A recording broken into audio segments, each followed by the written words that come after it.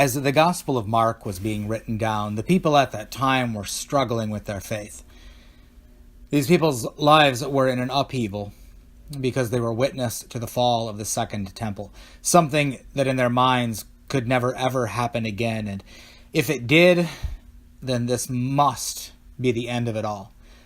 This must be the end of creation itself, doomsday, the eschaton. Finally, the last day that they have been waiting for, when God would come to fix it all. Their ancestors had been witness to the destruction of the first temple and were captive in Babylon, and now history was repeating itself. Something that they thought would never happen. 420 years this new temple had stood in their midst, the center of their universes. And now they watch their Roman overlords destroy it all. So much of the city of Jerusalem. And most importantly, their holy site, the Holy of Holies, the temple. The only place in the world where they knew that God definitely was. Gone. All of it. Up in smoke, piles of rubble, gone. In all reality, they really hoped that this was the final day. They didn't want to handle any more of this. It was emotionally just too hard. It is in this context that the Gospel of Mark is being written down.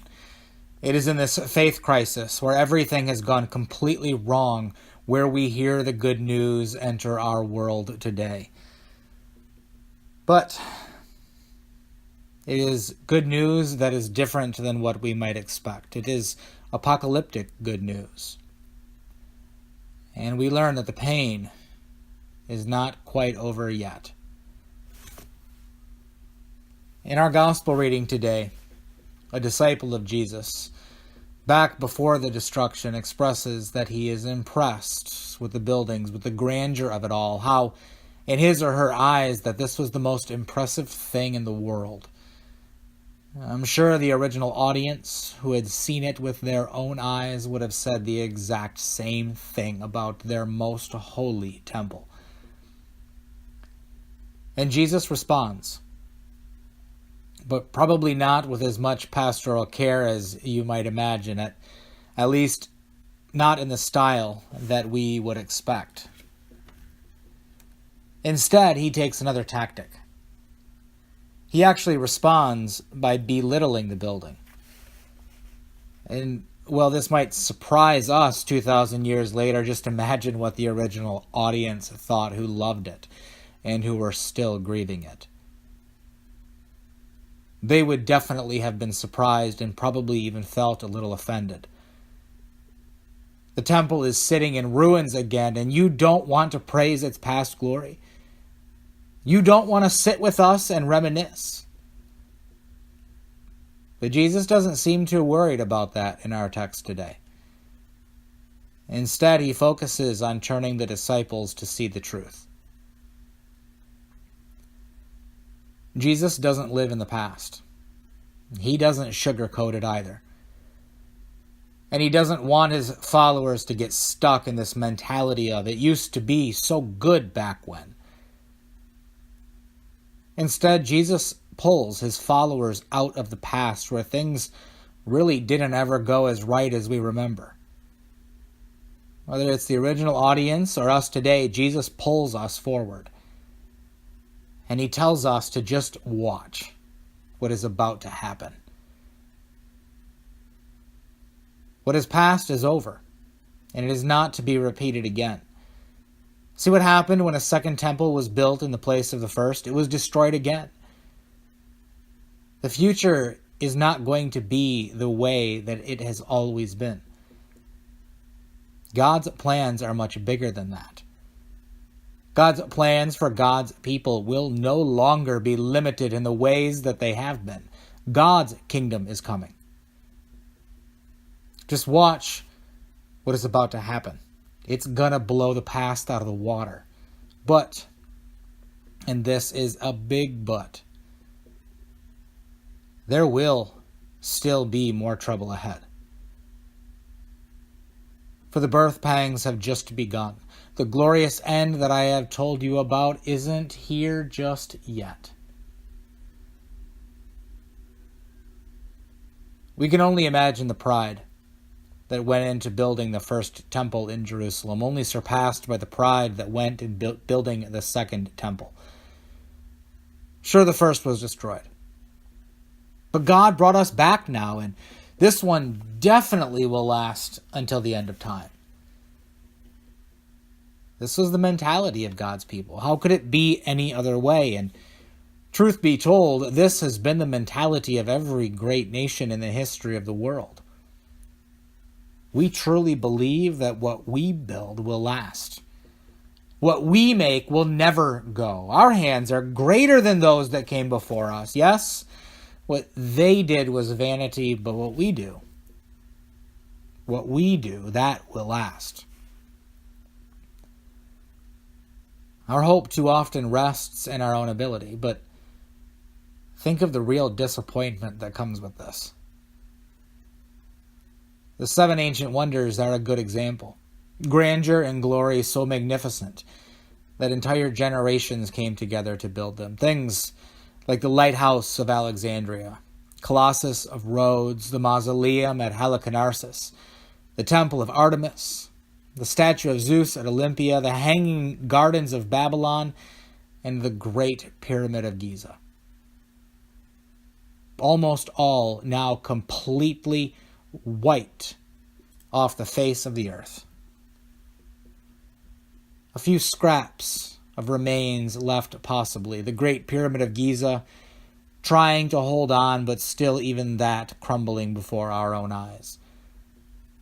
The builders and architects would cry if they saw them today in their disrepair, ransacked and destroyed by time and thieves, bound one day to be buried under a desert of sand. Like the Second Temple, just think of the futile hope that they had as these architectural wonders were being erected. Representative of the dreams that every nation in the history of the world has had, dreaming that somebody would look back in history and remember and take awe at what they had done, what they had built, what they had created with their own hands. Inspired by their own greatness, they refused to acknowledge that both they and their creations would one day completely wither away and disappear. Unable themselves to admit the vanity, the fleetingness of it all. No matter how hard they tried, that one day they and everything they ever did or ever built would be completely erased from the face of the earth. Maybe a name left in a book in a library somewhere. That is all. When we think of the 7 ancient wonders, we can more easily acknowledge the fact that things built by human hands will inevitably perish. That things built by human hands, bound by the destructive forces of time and space, will all one day be lost to history. It's happened before, and it is still happening today. It's no wonder that the Second Temple went the same way. That's how earthly things last. They just don't. No matter how much we glorify our own work, in the end it is built with human hands and it will not last. And even though it might hurt, this is the truth, and Jesus won't let the disciple forget this in our gospel lesson today. Saying, do you see these great buildings? Not one stone will be left here upon another. All will be thrown down. And all of the destruction, it is not over. Yes, human work is futile. It is fleeting, it never lasts, and it never will. But there is still good news for all audiences here. For all those in a crisis of faith who have watched everything they believed and trusted burnt to the ground before their eyes. Jesus says, you just watch what is about to happen. Just you watch and see the greatness that is coming into this world through God's action now. What God builds, well, that will last forever. It's coming, I promise you. And what God makes is not bound to the destructive forces of time and space. What God is about to do is something that is greater than any person could ever do. Let the past go. And watch as the kingdom unfolds, you fool, for you are about to learn what true grandeur is. But don't miss the truth, Jesus says. This building was grand. This building was the most important thing in your life at one time, but, and this is a big but too, it is all changing now. The old way of life is over now. You watched it burn. You know that it is over, so let it go. Living in the past results in the same negative consequences. God's doing something here, despite what the ashes and rubble may claim. Don't miss it because you want to make your home in the ash heap. But don't you think for a moment that this is the end. There is still more trouble to come. 2,000 years later in this audience,